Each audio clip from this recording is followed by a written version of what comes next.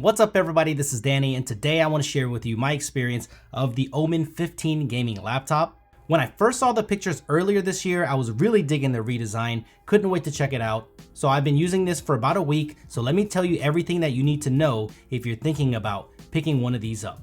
If you're into unboxings, it's a simple and clean box. You get some paperwork and some warranty info. You get the 200-watt power brick, I like the rounded design, and of course you get the laptop itself. Here are the specs of the review unit I have here. I have the 10th generation Intel i7 model, 16 gigabytes of RAM, and an NVIDIA 2060 GPU, and the display is a 1080p 300Hz panel. Don't worry, there are AMD options. I know AMD's kicking a lot of butt right now. But for graphics, it looks like the 1660 Ti is the highest option available, where with the Intel models, you can go up to a 2070 Super. So keep that in mind. If you want the best graphics performance, you're gonna have to go Intel. So let's start with the hardware. I really like the minimal look on this redesign, and it doesn't scream gamer laptop, which I appreciate. It's a matte finish with the new Omen logo. This doesn't light up or anything, but I dig the way that it looks. It's a combo build, so the top lid portion is plastic and the bottom plate cover is plastic, but the rest is made of metal, so it helps keep it rigid. So while there is flex on the screen, the keyboard and palm rest feel more robust. When it's closed, you'll see that there's a gap and you can feel the screen flex here, and also you can feel it push down on the back. But for those of you that are concerned about this being an issue, I haven't had any problems with it. Since the screen is not glass, I don't see it getting damaged at all. And for people that are using this as their only gaming computer and playing on a monitor in clamshell fashion, this gap does allow for better airflow, which makes cooling better, which we will talk about a little bit later. Plenty of ports here on the left. You have a power port, Ethernet, USB, full-size HDMI 2.0, a headphone jack, and a full-size SD card slot, which is awesome for creators, so great if you want to edit video on this. Thunderbolt 3 port on the other side, but you can't charge with this port. I tried. Mini display port, and 2 more USB ports to round things out. The keyboard I have is a 4-zone RGB, but it is a $20 option to get this, and I highly recommend it. The precision trackpad is nice and responsive, and while it's not the biggest trackpad, I feel like it's big enough. The keyboard has plenty of travel, and I think a lot of people will be okay with it. It's a little mushy for my liking, but it definitely does the job.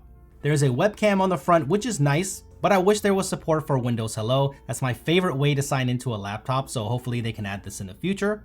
The display is a really nice one. This is a 300Hz matte IPS panel. I can't speak on the other display variant, but this one is fantastic with nice color accuracy and good viewing angles. 300Hz is probably overkill, especially with the graphics options that are available, but it makes the gaming experience really smooth, so I highly recommend you upgrading the panel if you have the extra budget. So let's get to what you want to know. If you're into benchmarks, here is the Geekbench 5 CPU score, and here is the Geekbench Compute score, so the 2060 does very well here. Here is the Cinebench score as well. You can see this is a capable laptop. I have a 512GB SSD, and here are the read and write speeds. That might not be enough storage for some of you, so you can just configure one with a bigger drive, or you can upgrade it yourself down the line. There's also an option for a 2 NVMe RAID 0 setup, so you do have choices. Next, let's talk about gaming performance. It's very solid. I like to test Shadow of the Tomb Raider because I feel like this is a great starting point. Playing this game on the Omen 15 is a solid experience. I ran the benchmark on the highest settings and it's still getting 80 frames per second average, which is really great. With Doom Eternal, I'm getting over 120 frames per second, dipping at its lowest around 100. This is a really solid experience on Ultra. The 2060 can't go beyond this setting, but this is very enjoyable on the Omen 15.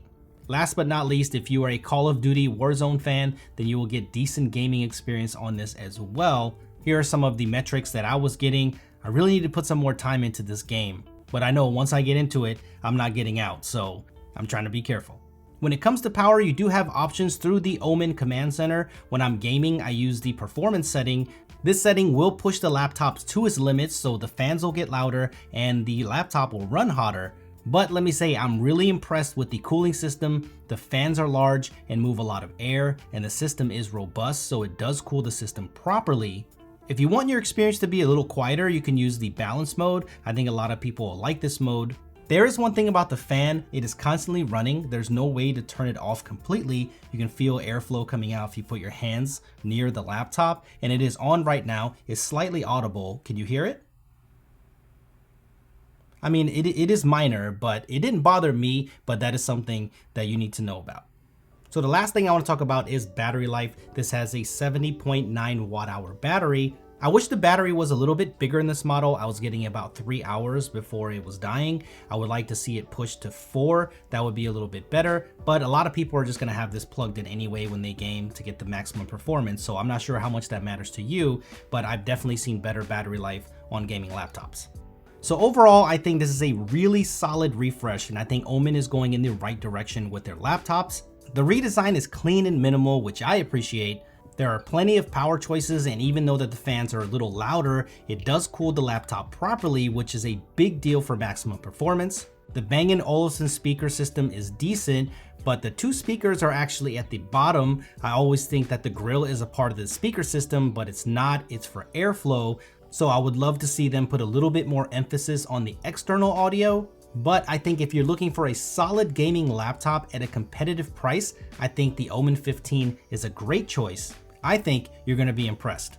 Let me know what you think about the Omen 15 gaming laptop in the comment section below, or if you have any questions about it, ask me there and I'll do my best to answer them. I'll leave a link down below so you can play with the configuration, or if you want more information about the Omen 15, you can find it there.